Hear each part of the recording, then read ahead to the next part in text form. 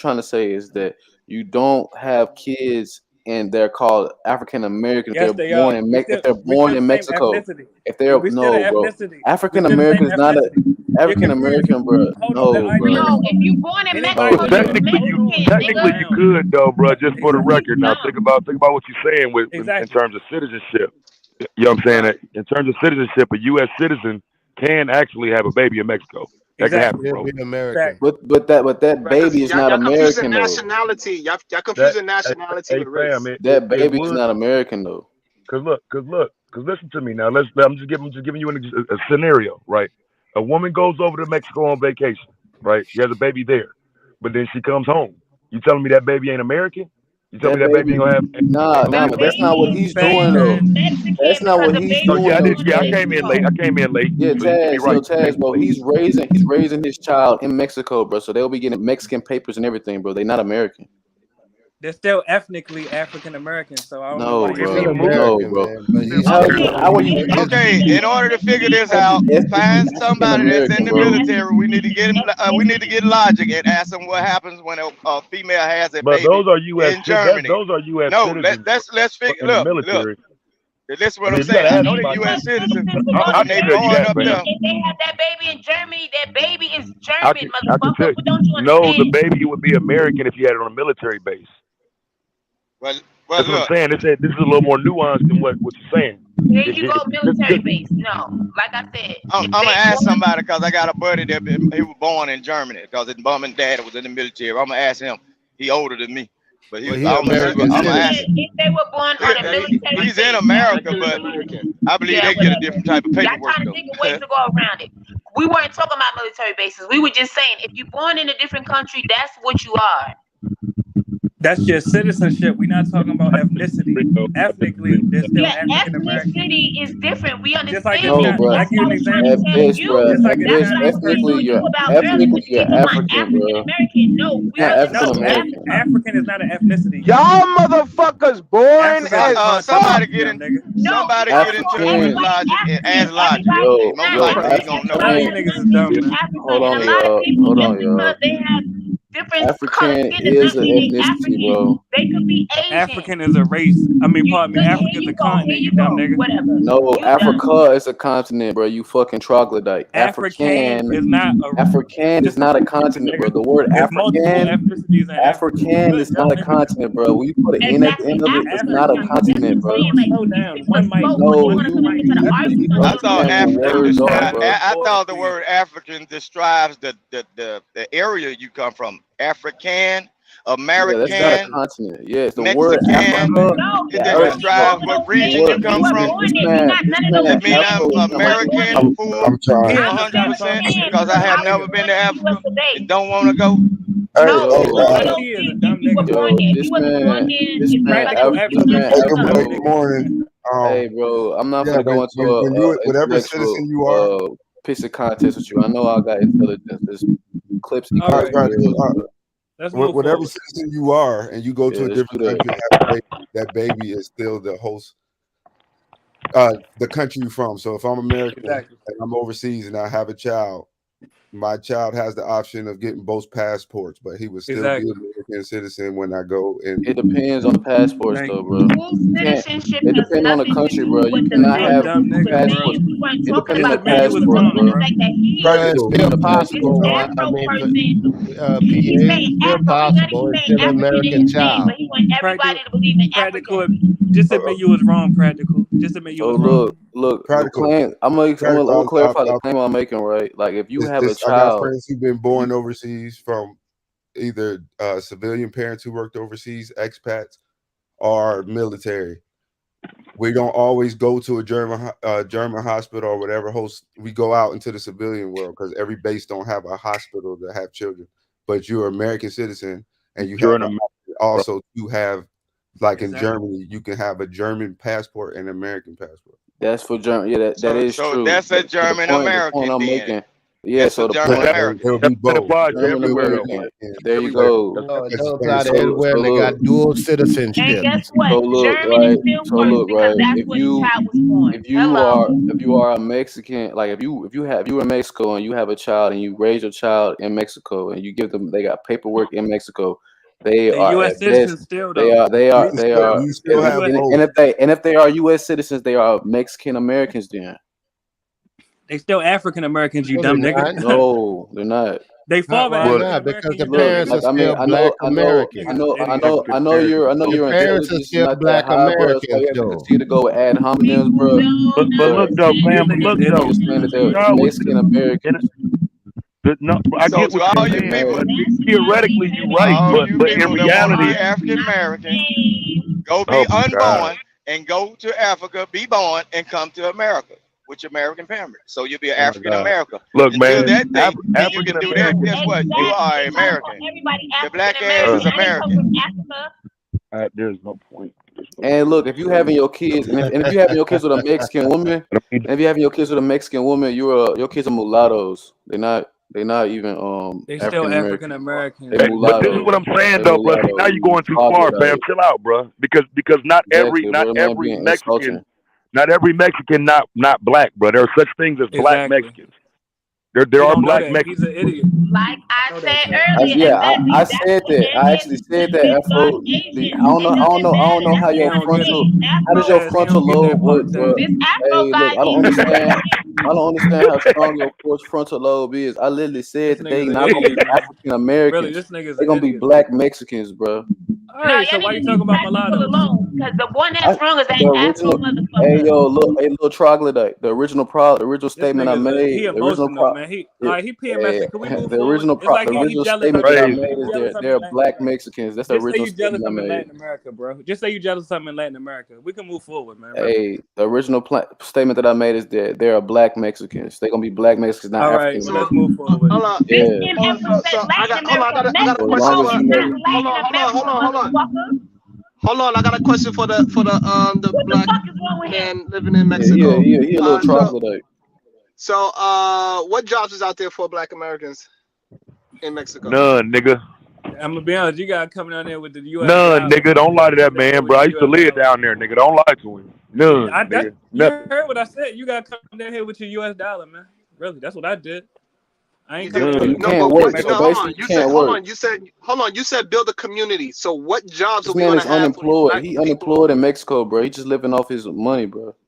That's what I'm saying. Come down here, buy real estate. That's my only And be suggestion because unemployed. that's all I know about. He's I can't tell suggesting, though. I mean, bro. This man got is money. suggesting to raise a look, man. Let's Shawan, bro. Let him answer, hold bro. on. Let him cook himself. So hold on. So you saying that we need to save up our money, take all our money from America, move to Mexico, buy some real estate. I ain't say take all. You gotta listen up. We gotta be binational, trinational, bicontinental, all that. We gotta be global. This man, how you gonna build a community? Hold on. No, hold on, Sharon, bro. Hold on, Sharon. How is this man gonna listen, bro? Listen, bro. How is this man gonna raise a community in a place where he can't even work, bro? That's why I said come down here with your U.S. dollars. Are you not listening? Nah, Okay, that's so dumb. all right, so your could plan create is that businesses. We could create businesses that our children and our kids could work for, bro. all right, cool, perfect. So what businesses? Okay, hold on, before you This man is keep going. he's unemployed in Mexico. What kind of business can the community that we about to build over there create? Give us a few examples. I don't got all that. It's an unemployed community. Unemployed community. I feel like president. First black president. Good morning, y'all. Shout out.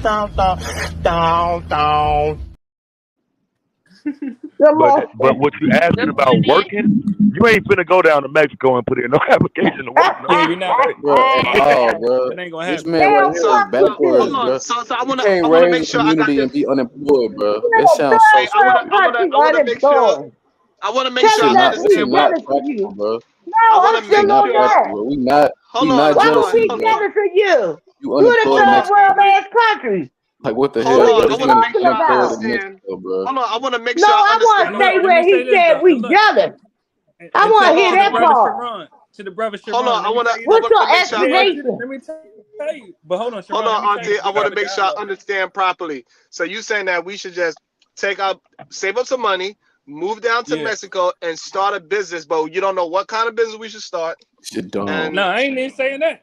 I said we could start a business. Y'all gotta figure out your own way. I found my way. Bro, this man is an unemployed Mexican, bro. Don't ain't listen to him, bad bro. shit. Hold on, let me say this though. Let me say You this to Sharon. unemployed on the beach. Hold on, all let me right, say so this. what I'm Exactly, saying bro. is, He unemployed. Sharon, let me say this. Let me say this to Sharon. This is a positive dialogue we having.